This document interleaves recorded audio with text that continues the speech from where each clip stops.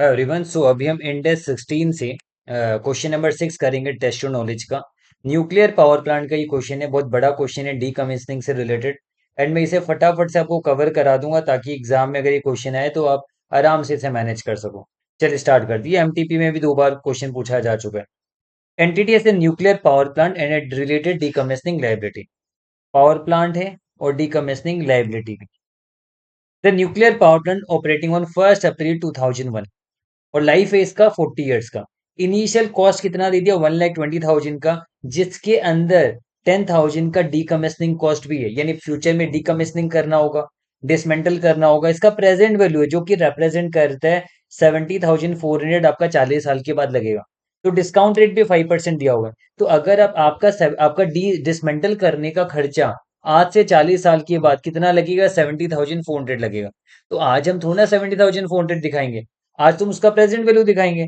तो 40 years back आप पुल कीजिएगा, जैसे 70,400 डिवाइडेड 1.05 इक्वल इक्वल 40 बार लगाओगे आप, तो प्रेजेंट वैल्यू में 10,000 ही आएगा।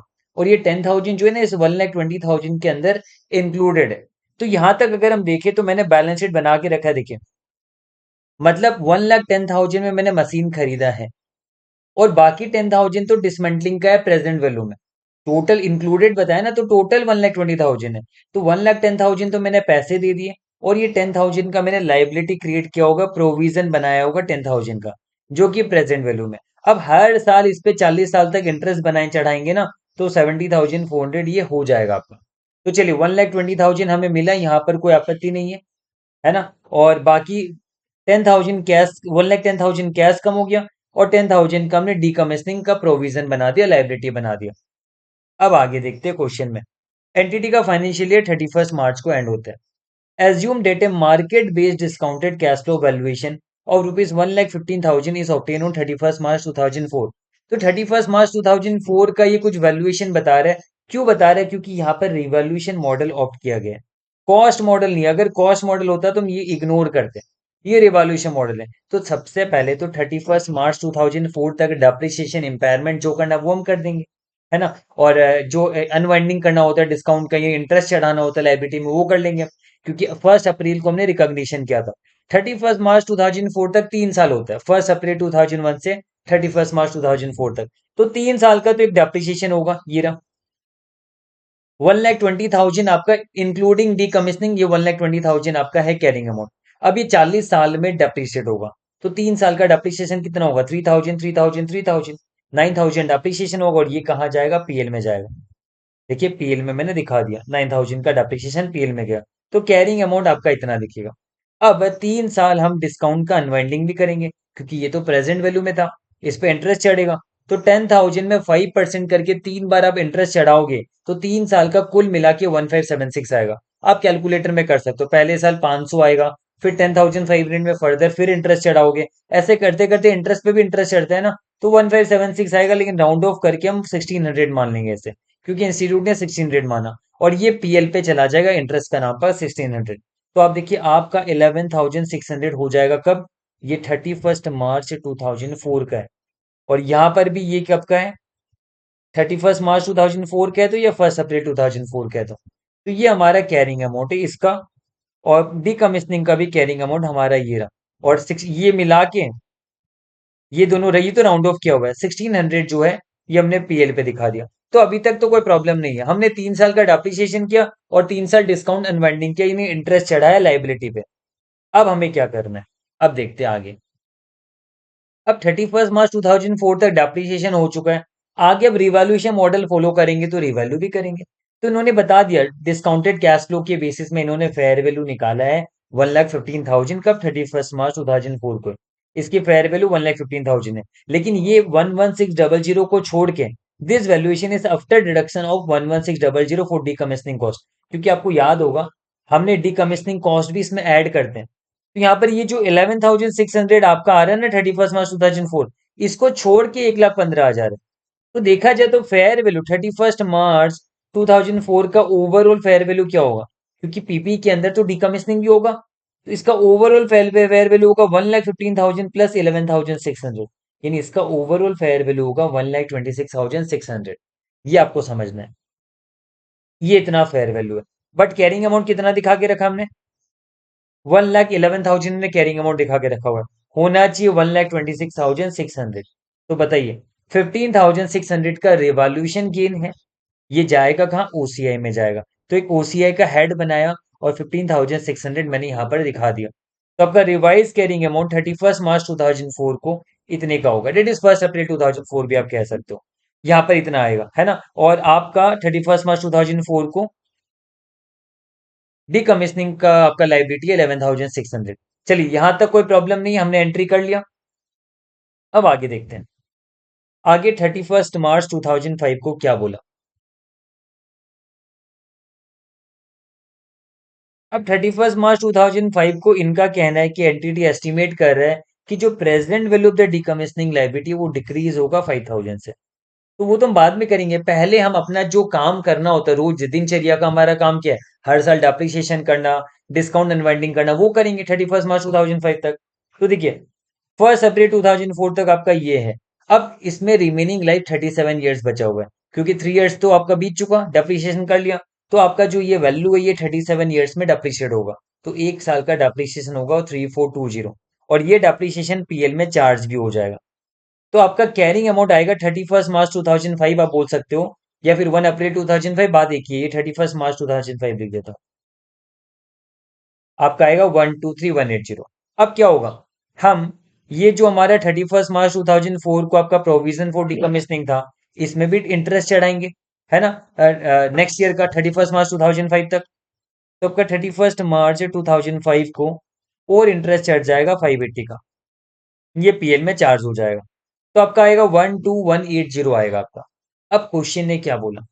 अब क्वेश्चन ने ये बोला कि 31 मार्च 2005 में एसेट में तो कोई आपका रिवॉल्यूशन के बारे में बोला नहीं, पर ये बोला present value of decommissioning liability 5,000 से गिरेगा।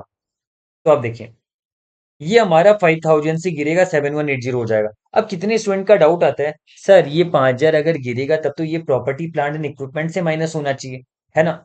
होता अगर कॉस्ट मॉडल फॉलो करते तो। हम लेकिन रिवॉल्यूशन मॉडल फॉलो कर रहे हैं, तो ये ऑलरेडी फेयर वैल्यू में चलता है, और जब रिवॉल्यूशन मॉडल फॉलो करोगे तब हम ऐसा नहीं करेंगे। यानी कहने का मतलब ये है कि जब आप कॉस्ट मॉडल फॉलो करोगे तो आपका डीकमिशनिंग में जो भी लाइबिलिटी गिरेगा या बढ़ेगा वो एसेट से एडजस्ट होता है।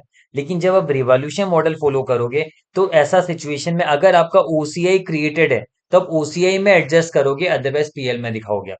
ठीक है, तो यहां पर देखिए ओसीआई हमारा जो ये 5,000 डीकमिशनिंग आपका जो रिड्यूस हुआ है, फायदा हुआ, लाइबिलिटी कम होना मतलब फायदा होना, ये आपका कहाँ जाएगा? ओसीआई में जाएगा। तो हम ओसीआई में ये दिखा दे रहे हैं डीकमिशनिंग वाला।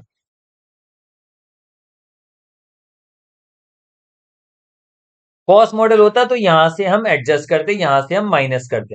अब हम इसे यहां पर दिखाएंगे, यहां से कुछ एडजस्ट नहीं करेंगे क्योंकि रिवॉल्यूशन मॉडल फॉलो कर रहे हैं। तो अब देखिए आप, तो यहां पर आपका ओसीआई में पहले सिर्फ रिवॉल्यूशन का नाम का इतना था ही, और अभी डिकमिशनिंग का नाम का इतना हो गया, आपका 20,600 हो गया। अब आगे देखते हैं क्वेश्चन ने क्या बोला।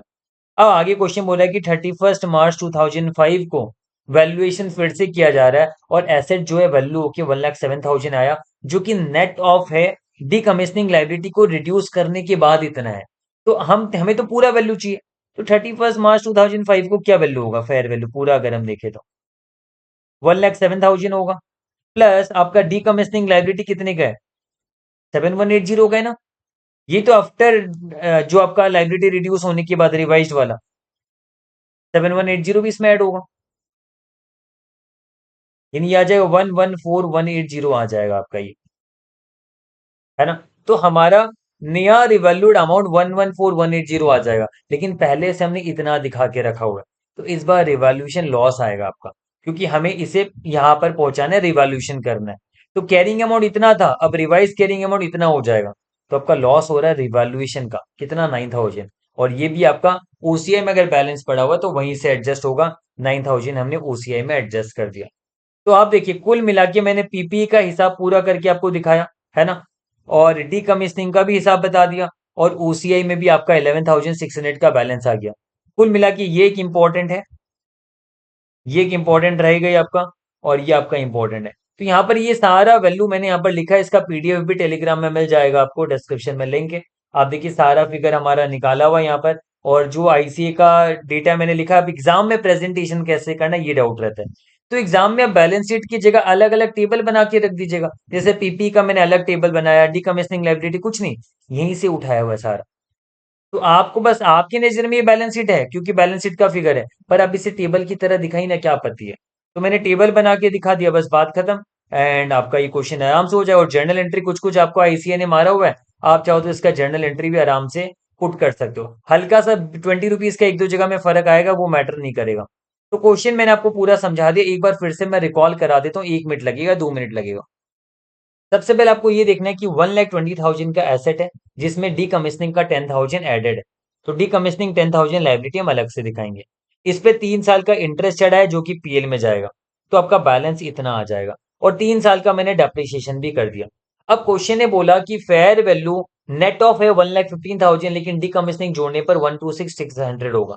तो इतना होने पर 15,600 ओसीआई में चला जाएगा, रिवॉल्यूशन गेन के नाम का। ये हमने कर दिया यहाँ पर। अब क्या हुआ नेक्स्ट ईयर? नेक्स्ट ईयर इस पे डेप्रिसिएशन होगा जो कि पीएल में चार्ज होगा, और नेक्स्ट ईयर हम फिर से डिस्काउंट का अनवाइंडिंग भी करेंगे, ये भी आपका पीएल में जाएगा। तो बैलेंस इतना आएगा आपका। अब 31 मार्च 2005 को भी दो चीजें करनी है। एक तो डीकमिश्निंग कॉस्ट रिड्यूस हो रहा है, रिवॉल्यूशन मॉडल है, कॉस्ट मॉडल नहीं, इसलिए डीकमिश्निंग कॉस्ट जाएगा ओसीआई के अंदर। और फिर रिवॉल्यूशन करने पर हमें पता चला फेयर वैल्यू 114,180 होगा, दोनों को लेके। तो यहां पर हमें पता चला रिवॉल्यूशन लॉस इतने का, जो कि आपका माइनस हो जाएगा ओसीआई से। तो अल्टीमेटली बैलेंस यहाँ पर ये सारा आ चुका है, और ये भी पूरा बैलेंस आ गया। मैंने बैलेंस शीट से पूरा आपको समझा दिया सारा चीज, है ना। एंड इसका वर्किंग भी मैंने यहाँ पर किया हुआ है, जो डीकमिश्निंग 3 साल का है। फेयर वैल्यू 1 अप्रैल 2004 का भी वर्किंग किया हुआ है, देखिए। 2005 का भी फेयर वैल्यू यहाँ पर लिखा हुआ है। रिवॉल्यूशन डिक्रीज भी बताया मैंने। एक जर्नल एंट्री जो होगा आपका डीकमिश्निंग का, वो भी पास किया हुआ है। और ये टेबल मैंने आपको समझा ही दिया, बस कुछ नहीं, वहीं से उठाया हुआ है। और यहाँ पर आपको कुछ जर्नल एंट्री अगर कुछ देखते हैं लगाने का, तो आप लगा सकते हो। तो ये क्वेश्चन पूरा सिंपल है, टफ बिल्कुल भी नहीं है। ध्यान रहे यहाँ पर रिवॉल्यूशन मॉडल है, और इसी के ऊपर एक और क्वेश्चन है, वो कॉस्ट मॉडल है। और कॉस्ट मॉडल अगर होगा, तो जो भी डीकमिश्निंग लायबिलिटी में अप एंड डाउन होगा, वो एसेट के साथ हम अप एंड डाउन करेंगे। और अगर मान लीजिए एसेट अप हुआ, तो इम्पेयरमेंट टेस्टिंग भी करना होता है। चलिए, ये क्वेश्चन खत्म।